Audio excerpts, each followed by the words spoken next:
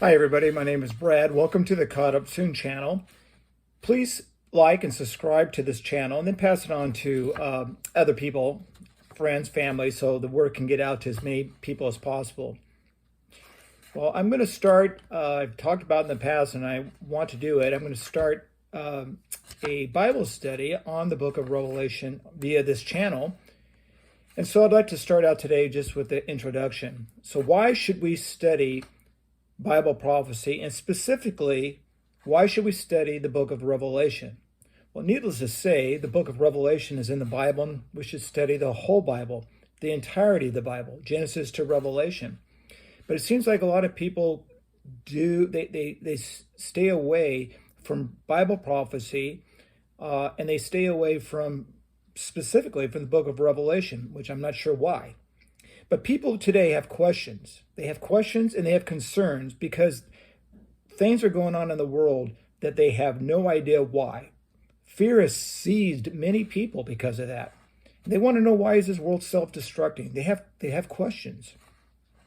Unfortunately, there are also pastors out there that are not willing, or perhaps maybe it's more that they haven't taken the time to study Bible prophecy, and so it's not being taught from the pulpit. And I find it amazing that in light of all that is occurring around the world today, as it relates to Bible prophecy, that this isn't being taught from the pulpits. Fortunately, Michelle and I are going to a wonderful church. The pastor loves prophecy and teaches on it. So we're very thankful for that. Anyway, why am I amazed, though, that this is happening, that people are staying away from prophecy and from the book of Revelation? I'm amazed because in Revelation 19:10, we read this: the testimony about Jesus is the spirit of prophecy. That's in Revelation. See, the very nature of or purpose of prophecy is to testify to Jesus Christ and to bring glory to him. Did you know that about 1/4 of the Bible was prophecy when it was written? That means that when it was written, more than 1 in 4 verses was prophetic. Did you know that? If we don't study it, we're leaving out a huge chunk of Scripture. Approximately half of the prophecies of the Bible have already been fulfilled in a literal way. That should give all believers a solid hope for the future. God will fulfill his promises. You know, over 125 Old Testament prophecies concerning the first coming of Christ, they were fulfilled when Jesus came to earth. The probability of Jesus of Nazareth that he could have fulfilled even 8 of these prophecies would be 1 to 10 to the 17th. That's 17 zeros. Yet he fulfilled over 125 prophecies.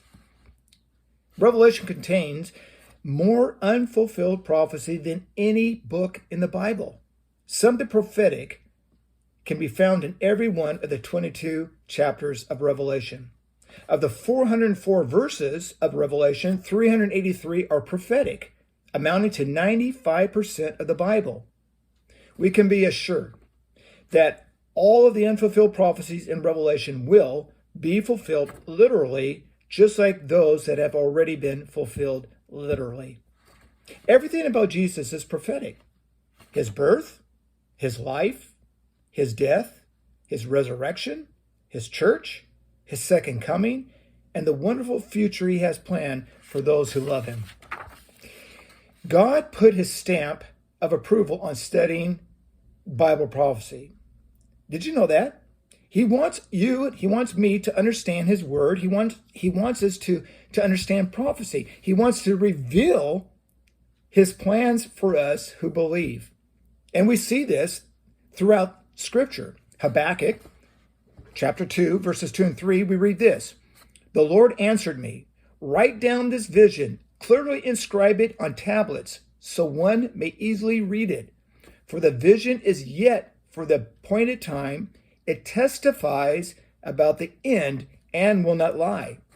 In Matthew 16, verses 1 through 4, we read this, and this is Jesus is having a discussion with the Pharisees and the Sadducees. And the Sadducees and the Pharisees, they approached him and they asked Jesus to show them a sign from heaven. And Jesus answered them, well, when evening comes, you say it will be good weather because the sky is red. And in the morning, today will be stormy because the sky is red and threatening. He goes on to say, you know how to read the appearance of the sky, but you can't read the signs of the times. Interesting, is it? That he said that. And in 1 Chronicles 12:32, the tribe from Issachar, it says this, that tribe, they understood the times and knew what Israel should do. They were aware of what was happening. In Matthew 24, verses 3 and 32, I think this is one of my favorite ones. This is the one Jesus, the disciples were talking to Jesus about the temple, and Jesus told them that, the temple was going to be destroyed. And so, of course, they were interested. When was this going to happen?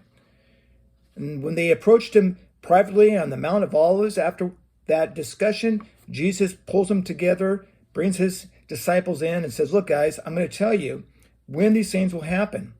I'm going to give you an answer to your questions. I'm going to tell you what the signs will be of my return, of my second coming, and the time and the signs of what's going to happen during the tribulation. And see, he took them aside and he took the time to answer the questions they had about end times. And he didn't just ignore them. He didn't say that that's not important. He said, no, guys, I know this is important. I want you to know it. Why did he do that?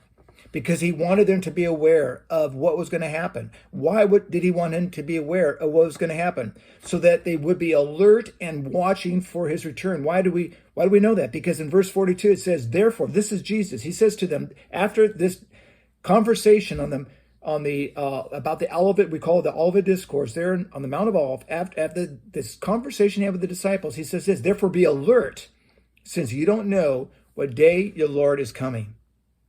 That's why we are to know what's happening. That's why we're to study prophecy. Prophecy always points us to Jesus. Always, without an exception. No other exception. It always points us to Jesus.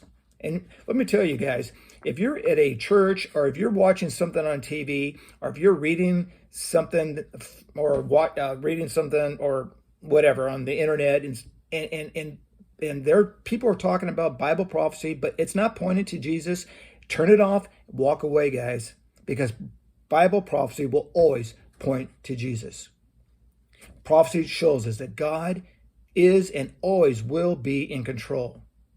Prophecy gives us hope in a world that is self-destructing. Like I said earlier, people want questions. They have questions. They want to know what is going on. Why is the world the way it is? Why is there so much evil going on in the world? They want to know what is happening.